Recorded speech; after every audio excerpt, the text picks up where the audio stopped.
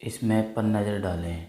यह है यूक्रेन और यह है उनका पड़ोसी देश और दुनिया का सबसे बड़ा देश रसिया। इस समय दोनों देशों के बीच भयंकर युद्ध चल रहा है और इस युद्ध की वजह मुख्य रूप से नाटो को माना जा रहा है। दुनिया भर के जानकारों का मानना है कि ये लड़ाई जल्द नहीं रुकेगी। अगर ये लड़ाई जल्द नहीं रुकी तो विश्व भर में खाद्यान्न संकट पैदा हो जाएगा। युद्ध का असर खाने के सामान पर साफ देखा जा सकता है। खाद्यान्न के हर सामान पर बेहताशा कीमतें बढ़ती जा रही हैं। वो इसलिए क्योंकि यूक्रेन और रूस दोनों ही कृषि उत्पादन के मामले में अन्य देशों की तुलना में काफी आगे हैं। दुनिया का लगभग 15% गेहूं रूस और यूक्रेन में पैदा होता है। विश्व के वैश्विक बाजार में 19% हिस्सा इन दोनों देशों का ही होता है। दोस्तों, ये दोनों मुल्क मक्का और सूरजमुखी के तेल के उत्पादन में आगे हैं। दोस्तों, युद्ध के चलते यहाँ से होने वाला निर्यात पूरी तरह से बंद पड़ा है। इसका असर दुनिया भर में देखने को मिल रहा है। विश्व के कई देश गेहूं के लिए रूस और यूक्रेन पर निर्भर रहते हैं, जैसे तुर्की, मिस्र, दक्षिण अफ्रीका, नाइजीरिया, सूडान आदि। महंगाई की मार पूरी दुनिया पहले से ही झेल रही है, क्योंकि कच्चे तेलों की कीमतों में काफी तेजी चल रही है। खाद्य के मामले में रूस दुनिया के सबसे बड़े निर्यातकों में शुमार है। रूस काफी समय से यूक्रेन से नाराज चल रहा था, क्योंकि यूक्रेन की नाटो के साथ नजदीकियां बढ़ती जा रही थी, जिससे रूस काफी चिढ़ रहा था।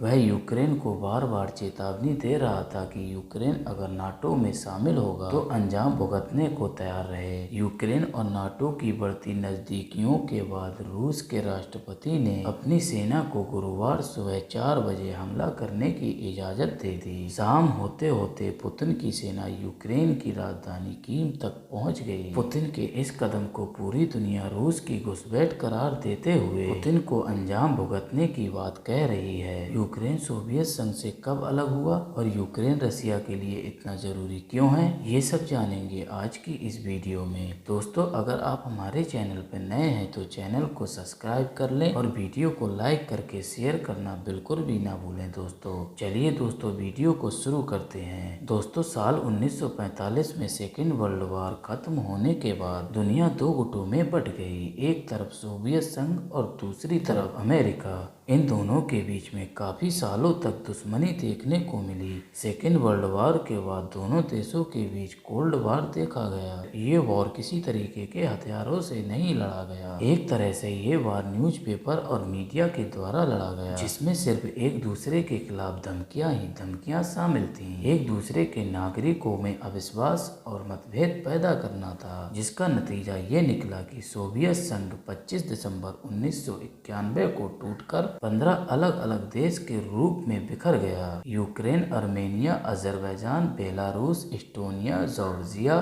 Kazakhstan, Kyrgyzstan, Latvia, Lithuania, Moldova, रूस, तजाकिस्तान, तुर्कमेनिस्तान, उज्बेकिस्तान। इसमें जो सबसे बड़ा देश था उसी को आज हम रसिया के नाम से जानते हैं। तो सोवियत संघ से आजाद होने के बाद 15 देशों में से एक यूक्रेन भी था, जो इस समय विवाद का कारण बना हुआ है। तो इस तरह से साल 1991 में रसिया और यूक्रेन का जन्म हुआ। इसके बाद से ही इन दोनों के बीच विवाद बढ़ता जा रहा, जो आज एक भयानक युद्ध के रूप में बदल गया। यूक्रेन यूरोप में रूस के बाद दूसरा सबसे बड़ा देश है। ये यूरोप के पूर्व में स्थित है। इसके उत्तर में बेलारूस देश आता है। पूर्व में रूस और दक्षिण में काला सागर पड़ता है। दोस्तों, 1991 तक यूक्रेन सोवियत संघ का हिस्सा हुआ करता था। यूक्रेन जब सोवियत संघ का हिस्सा, तब रूस ने यूक्रेन का काफी विकास किया था। उस समय रूस बड़े बड़े पानी के जहाज और सैन्य हथियार यूक्रेन में ही बनाया करता था। यूक्रेन का क्षेत्रफल 17,818 वर्ग किलोमीटर में फैला हुआ है। यूक्रेन देश की सीमाएं रोमानिया, रूस, मोल्दोवा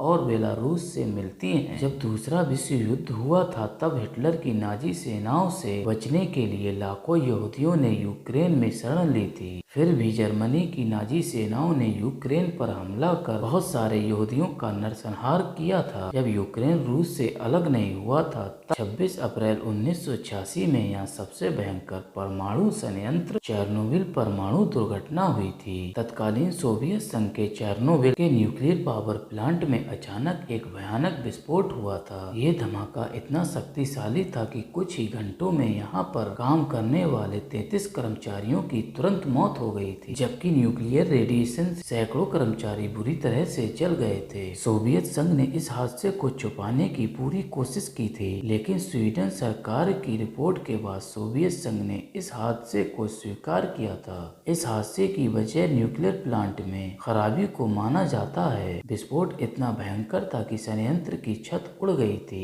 और रेडिएशन काफी दूर दूर तक फैल गया था। दरअसल 26 जनवरी 1986 को न्यूक्लियर पावर प्लांट की जांच की जानी थी। इसी जांच के दौरान पावर प्लांट में विस्फोट हो गया। वैज्ञानिक एक इलेक्ट्रिकल सिस्टम की जांच कर ये पता लगाना चाहते थे कि बिजली सप्लाई बंद होने के बाद काम करते हैं या नहीं। अब इस मैप को देखें। साल 2014 की बात, जब रसिया ने यूक्रेन के एक छोटे से एरिया इस अर्मेनिया पर जबरदस्ती कब्जा कर दिया। ये हमला उस समय हुआ जब यूक्रेन ने यूरोप के साथ नजदीकियां बढ़ाना शुरू की थी। यहाँ पर रसिया का कब्जा करने के कारण प्राकृतिक संसाधन थे। दोस्तों, यही वह पहला कारण था जिसकी वजह से यूक्रेन और रसिया के बीच रिश्ते बिगड़े थे। वैसे एक तरह से देखा जाए तो रसिया और यूक्रेन की संस्कृति में ज्यादा डिफरेंट नहीं है। जैसे कि हमने आपको बताया कि यूक्रेन पहले रसिया का हिस्सा था, इसलिए दोनों देशों के लोग भी एक दूसरे से किसी न किसी तरीके से जुड़े हुए हैं। इसी वजह से ज्यादातर रूसी इस लड़ाई का विरोध कर रहे हैं। इस लड़ाई को आज लगभग 6 महीने का वक्त पूरा होने जा रहा है। इस जंग में सिर्फ यूक्रेन और रसिया ने ही अपना बहुत कुछ नहीं खोया है, बल्कि पूरी दुनिया को इसका